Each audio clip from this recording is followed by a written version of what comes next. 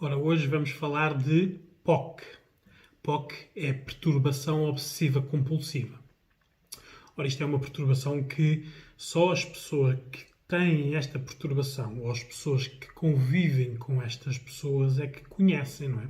Porque nós ouvimos muitas vezes a falar de obsessões, compulsões, mas não sabemos efetivamente que tipo de perturbação é. Ora, porque é que eu estou a falar hoje da perturbação obsessiva compulsiva? Porque o contexto do Covid-19, neste momento, está a proporcionar os futuros perturbados com esta perturbação obsessiva compulsiva, não é? Porque hoje vamos desconstruir aqui o que é esta perturbação e nós vamos ver aqui já muitas semelhanças entre a perturbação e a nossa realidade. Claro que para ser uma perturbação isto tem que demorar 6 meses, 1 ano no tempo. Mas nós estamos nos inícios, não é? Desde fevereiro até aqui já houveram pessoas que começaram a ter esta sintomatologia. Quer dizer que já passaram 6 meses, não é? E o contexto está para se manter. Por isso nós temos que ter cuidados para contrariar esta sintomatologia para ela não derivar em perturbação. Porque ela só é grave quando é perturbação. Vamos desconstruir o que é primeiro a perturbação obsessiva compulsiva.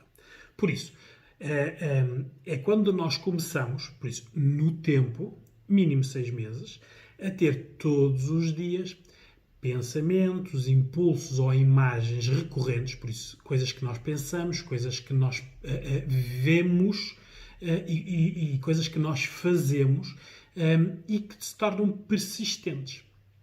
Geralmente isto são pensamentos e imagens intrusivas, por isso elas aparecem, nós não sabemos como é que começamos a pensar aquilo, e são indesejadas. Muitas vezes nós nem queremos estar a pensar naquilo, mas continua a vir à nossa memória estes pensamentos, imagens e depois as ações. Isto causa mal-estar às pessoas, por isso as pessoas não se sentem confortáveis de estar sempre, recorrentemente, a ter este tipo de pensamentos, a ver este tipo de imagens e a ter este tipo de ações. Depois, as pessoas tentam ignorar ou suprimir estas imagens, pensamentos ou impulsos. Por isso, como é que as pessoas fazem isto? Pois elas tentam neutralizar isto com outro tipo de pensamentos ou com ações. Ora, quando começam nas ações, aqui estão as compulsões. Por isso, há pessoas que quando pensam determinada coisa, para não pensar nela, fazem determinada coisa. Por isso, para substituir um pensamento, introduzem uma ação. E, claro, quando introduzem a ação, sentem-se aliviadas, porque deixaram de ter o pensamento. Por isso, o tal mal-estar deixa de acontecer. Passa a haver uma acalmia. Claro que é recorrente, depois volta a acontecer, por isso são ciclos, não é? Temos que ver que as compulsões são comportamentos repetitivos, por isso nós fazemos algo muitas vezes, que servem para reduzir a nossa ansiedade. Por isso nós, quando pensamos algo ou vemos algumas imagens ou temos alguns comportamentos, nós substituímos isto por estas ações, que se tornam repetitivas para contrariar os pensamentos, imagens e impulsos. E geralmente nós temos a tendência a pensar de que com estas ações nós prevenimos coisas. Por isso, há pessoas que, quando têm esta perturbação, não é, acham que se lavarem as mãos, por exemplo, amanhã não vai chover. Associam algo irrealista, algo que não é previsível, algo que não se consegue deduzir, por isso, algo que nós não controlamos, às ações. Ora, isto é no caso das perturbações, pessoas que já estão diagnosticadas com esta perturbação. Ora, nesta perturbação, o que acontece? Consome muito tempo, né, do dia, por isso, em 24 horas, estas pessoas passam muito tempo nestas tarefas. Ora, isto dá sempre um déficit social, por isso as pessoas deixam de se relacionar com as pessoas porque estão a fazer isto, ou porque têm vergonhas que as outras pessoas os vejam fazer isto, ou porque são excluídos. As outras pessoas vêm-nos a fazer isso e dizem: és maluquinho, sai daqui. Por isso, as pessoas começam a ter déficits sociais. Depois, déficits ocupacionais. Por isso, as pessoas têm empregos, têm as suas vidas, são mães, pais, filhos, avós, e de repente isto ocupa tanto tempo que as pessoas deixam de conseguir fazer estas tarefas. Por isso, deixam de ir trabalhar, deixam de executar as suas responsabilidades de mães, de pais, ou de filhos, ou de netos, ou de avós. Por isso, deixam de ter tempo para fazer algo. Por isso a perturbação introduz aqui na vida da pessoa logo este mau funcionamento. E claro, aqui a parte conjugal. Estas pessoas têm estas perturbações, as relações que têm, sejam namoros, vidas em comuns ou casamentos, união de factos ou casamentos, são afetadas por estes métodos, porque isto passa depois a ser algo que a pessoa tem que fazer. Ora, porquê é que eu estou a falar da perturbação obsessiva-compulsiva? Porque nós, neste momento, com o Covid-19 e a introdução do ano escolar, as nossas crianças, professores e pais estão a fazer coisas repetitivas, coisas que não desejavam estar a fazer, coisas que lhes fazem lembrar coisas que não querem pensar, por isso se eu ficar infectado vou morrer, e é algo que estão-nos a pedir para nós fazermos sempre. Lavar as mãos, desinfetar os pés, trocarmos de roupa. Por isso, há aqui muitas similitudes a estas perturbações. Ora, o que nós temos que fazer é ver isto como algo que é uma rotina e não uma perturbação. Eu vou desconstruir isto também um bocadinho por idades. As crianças com estas novas regras adaptam-se mais depressa que os adultos, não é? Porque eles têm menos esquemas e padrões consolidados. Por isso, se lhe disserem para de hora a hora lavarem as mãos, mais depressa eles lavam as mãos de hora a hora do que os adultos. Por isso, eles adaptam-se melhor. Com esta adaptação, o que é que eles estão a perder? Aqui muitas vezes o que a ordem dos psicólogos está a chamar a atenção para os governantes que estão a tornar isto como se fosse fábricas de enchidos, não é? Em que são todos iguais. E as pessoas não são todas iguais, por isso os métodos não podem ser todos iguais. Por isso as crianças com estes métodos que estão a ser introduzidos pela Direção-Geral da Saúde para todas as escolas, perdem a tentativa e erro, por isso eles vão cada vez fazer menos tentativas e não sabem se têm sucesso ou erro. Isto, se for durante um ano inteiro, as crianças vão perder muita aprendizagem, por isso vão ficar desajustados a nível da sua idade e do seu desenvolvimento. Vão criar muitos medos, não é? Porque eles estão a fazer isto obrigados, porque se não fizerem, vem aí o papão, o Covid-19 e as infecções, não é? Por isso, eles estão a deixar de fazer uma coisa com medo de algo. Por isso, vão criar medos. E perdem a empatia, não é? As crianças, hoje em dia, com máscaras todas, se antes já não havia empatia, quando há o olhar, olho no olho, agora, com máscaras, o que mal se reconhecem, isolam-se mais, não há grupos. Por isso, a empatia vai ser perdida. Isto ao nível das crianças. Os adolescentes estão em oposição, não é? Eles até podem em casa portar-se bem, mas saem à rua, nós vemos-los, não é? Com a máscara no cotovelo, na orelha, por baixo. Eles estão em oposição à autoridade. Mas isto é algo que nesta idade existe muito, não é? Os adolescentes têm a pulsão quase de contrariar. Não é de admirar que os casos nas idades dos adolescentes e jovens adultos tenham subido exponencialmente, porque depois quando houve o confinamento e o desconfinamento foi a idade que mais se opôs às regras. Depois vêm os adultos, não é? Muitos deles andam em negação, que é a famosa, mas isto não é preciso o Covid-19 para acontecer, não é? Mas a famosa frase em Portugal, que é: isto só acontece aos outros, a mim não me acontece, não é? Se acontecer é aos outros, eu faço o que fizer, a mim não me acontece nada. Isto são os adultos. E depois os idosos. Os idosos neste momento são autênticos reféns, por isso eles estão condenados à morte. Se antes já ninguém lhes ligava, agora ninguém lhes liga porque não podem tocar neles, não podem abraçar, não podem beijar, porque eles são um grupo de risco. Ora, por isso mesmo, eles morram nos lares ou em casa, eles estão a pensar mais na morte. Depois, aqui o que nós temos que fazer e pensar é: cada um de nós, com este contexto, isto é que nós temos que pensar com muita calma. Começou o ano escolar, temos filhos, não temos filhos, somos colegas, somos professores, temos amigos, por isso isto é um contexto geral que afeta toda a gente, é transversal, por isso cada um de nós organizou um método. Levantamos de manhã, organizamos o que vestimos, como é que desinfetamos, a máscara, o que é que fazemos, onde fazemos, tudo isto está organizado. As perguntas que nós temos que fazer é: o que é que acontece se o meu método, que eu organizo para eu saber que não vou ficar infectado, nem os meus ficarem infectados, o que é que acontece se ele não for feito? Porque ele pode não ser feito, não é? Ora, o que é que pode acontecer para ele não ser feito? Por exemplo, nós queremos fazer e alguém não nos deixar, porque alguém está com pressa, alguém está atrasado, alguém nos chamou, interrompeu o nosso método.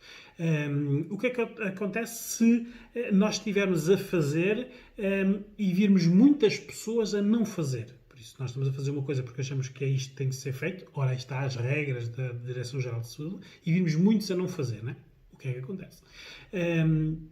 O que é que acontece se não nos deixarem fazer? Não é? Porque, por exemplo, as crianças agora na escola vão dizer para fazer determinadas coisas e se chegarem a casa com pais que estão em negação, os pais dizem não é para fazer nada disso, isso é na escola porque eles são malucos. E as crianças deixam de fazer. Por isso, é-lhes pedido para fazer uma coisa num lado e é-lhes dito para não fazer no outro. O que é que é? E outra coisa, e outra situação que é, o que é que acontece se nós fizermos tudo direitinho e ficarmos infectados? Por isso, nós fizemos tudo, mas ficamos infectados na mesma. Ora, estas questões são importantes porque é isto que está a gerar as ansiedades, não é? O pânico. Não é? Pânico é quando muitas pessoas se juntam a pensar a mesma coisa. Na prática, as pessoas estão a repetir o que uns estão a dizer, não estão a pensar. Porque o problema das massas é essas, é que as pessoas não pensam, seguem.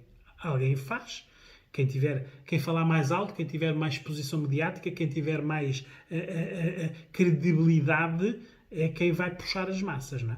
Não sabemos para quê, qual é o intuito e qual é a finalidade. Não é? Por isso, os medos estão a aumentar, isto implica maus sonos, mau descanso, má memória, agressividade, porque nós não ouvimos o que as pessoas dizem, por isso vai haver mais conflitos. Não é? Há fobias. Não é? Fobias são medos específicos. Neste momento há pessoas que têm medo de tocar em coisas, nos botões, nos corrimões, nos botões dos elevadores, nos botões dos parquímetros, nos puxadores da porta, porque não sabemos quem lá pôs a mão. De tocar, né? Tocar nas pessoas, abraçar ou beijar. Há casais neste momento que não beijam. Não é? Deixaram de beijar, mas eles são casais. Também existem fobias da reutilização. Não é? Há pessoas neste momento que vestem uma roupa e no dia seguinte deitam-na fora. Não querem reutilizar. Sapatos é a mesma coisa. Geralmente, claro, pessoas têm poder de compra. Não é? Por isso, as fobias aparecem em todo o lado. Claro que vai haver mais agressividade. Aliás, não é preciso muito. Basta nós irmos de manhã para as entradas das escolas ou das saídas das escolas à tarde. Nós vemos o grupo de pais e vemos a agressividade latente que existe entre as pessoas. A maneira como se olham, como falam uns com os outros. Por isso, o medo leva à agressividade. E depois, claro, quando aparece um grupozinho, juntam-se todos em grupo, porque quando nós temos medo, o que é que nós queremos? Proteção. Ora, lá vamos nós para os grupos, ou à frente da escola, ou em manifestações, ou festas do Avante, ou Fátima. Pronto. Isto são pessoas que não estão a pensar. Claro, isto é excluindo aqui o virtual, porque andam em uma data de grupos que estão no virtual só a falar nisto. Ora, aí está. Recorrentes, persistentes. Por isso isto vai dar muita sintomatologia obsessiva no futuro. Não é? Por isso, quando nós não ouvimos, criticamos tudo e todos. O que me preocupa mais aqui é o sono. Porque o sono vai ser prejudicado e quando nós não temos sono. E tudo isto nos leva a nós estarmos diminuídos. Por isso, o que é que nós temos que fazer aqui a nível de intervenção? Por isso, vocês não precisam de ir a um psicólogo ou um médico para baixar estes níveis de ansiedade. Por isso, o que vocês têm que fazer é exercício físico. Vão andar de bicicleta, todos os dias têm que fazer um bocadinho. Quem vive em prédios, olha, basta subir e descer as escadas. Claro, tudo isto devidamente com as máscaras e todos os procedimentos de segurança. Mas exercício, incluindo aqui a sexualidade, que muitos casais deixaram até de fazer. Por isso, os casais devem retomar a sua sexualidade, as pessoas sozinhas devem ter a sua sexualidade, neste caso ao nível da masturbação, porque é necessário o corpo ter libertação das tensões, seja a nível do exercício, do sexo ou da masturbação. Depois, podem também fazer a respiração profunda. Ora, vão lá ver o meu vídeo do relaxamento. Uma respiração profunda oxigena o nosso corpo e nós acalmamos. E reduzir mundos. Reduzir mundos o que é? É nós tornarmos tudo mais pequeno. O que é que me interessa? O que é que está a acontecer em Lisboa, em Faro? O que me interessa é o que está a acontecer na minha família, no meu grupo de amigos. Porque se eu conseguir influenciar a minha família e o meu grupo de amigos e todos fizermos a mesma coisa, por isso se todos fizerem a mesma coisa, nós saímos à rua, estamos todos a fazer a mesma coisa. Uma sociedade é um conjunto de nós. Por isso, de nada serve nós estarmos a criticar os outros se nós não estamos a fazer. Por isso, Primeiro vamos reduzir mundos. Nós temos que fazer. E depois vemos os outros a fazer e intervimos. Né? No nosso grupo. Porque nós não podemos fazer coisas nas escolas, que já estão lá as regras da Direção-Geral da Saúde, nos trabalhos, já estão lá também as regras da Direção. Podemos fazer na nossa casa e no nosso grupo de amigos. Por exemplo, se tiverem um amigo que está em negação, não estejam com esse amigo. Se todos fizerem isso, o amigo que está em negação vai pôr a máscara porque ele não quer estar excluído. Isto tem que acontecer, mas as pessoas não fazem. Vão tolerando, permitindo. Depois, temos que pensar. As pessoas têm que deixar de estar nas televisões, nas redes sociais e nos jornais. Tudo isto é muito tóxico, porque depois deixam de pensar por elas, passam a pensar por outros. Não é? A nossa percepção da doença está errada. Vão lá ao meu Facebook, está lá um questionário que fizeram às pessoas e o que nós pensamos e a realidade é totalmente o oposto. Por isso, nós estamos a decidir baseado em pressupostos errados. Ora, tudo isto gera a tal ignorância e as massas. Procurar ajuda especializada quando? Ora, quando o nosso funcionamento diário ficar afetado. Por isso, quando nós deixarmos de sair da cama, sair de casa, ir trabalhar, faltar aos trabalhos. Por isso, quando algo ficar afetado, devem procurar ajuda especializada.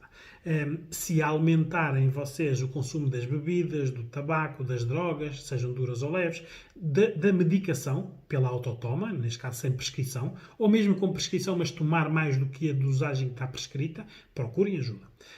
Se o vosso sono ficar afetado, vocês devem procurar ajuda. E o vosso sono já estava afetado antes do Covid-19, não é? Por isso, ou vocês fazem uma higiene do sono, vão lá ver o meu vídeo da higiene do sono, ou então vocês estão a caminho de ter muita sintomatologia. Vamos ver qual delas é. Quando vocês deixarem de ter cuidados com a vossa higiene, por isso com as vossas rotinas diárias, procurem ajuda. Quando vocês começarem a engordar muito de repente ou a emagrecer muito de repente, isto tem a ver com o sistema nervoso, procurem ajuda. Ou quando começarem a ter pensamentos negativos, catastrofistas ou mesmo autolesivos, fazerem mal a si próprios ou aos outros. Por isso, neste caso, têm que pedir ajuda. O que é necessário aqui é nós temos que estar atentos. A nossa saúde mental é a nossa última proteção.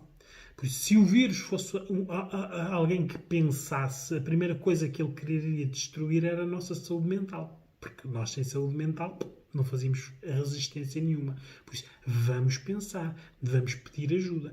Vamos principalmente cuidar do exercício e do sono. Tudo o resto, se vier, procurem ajuda especializada. Precisamos saber pedir ajuda nos momentos em que precisamos de ajuda. Já andamos há muito tempo a carregar, desde março, esta ideia de que podemos morrer. Por isso, temos neste momento que saber cuidar de nós.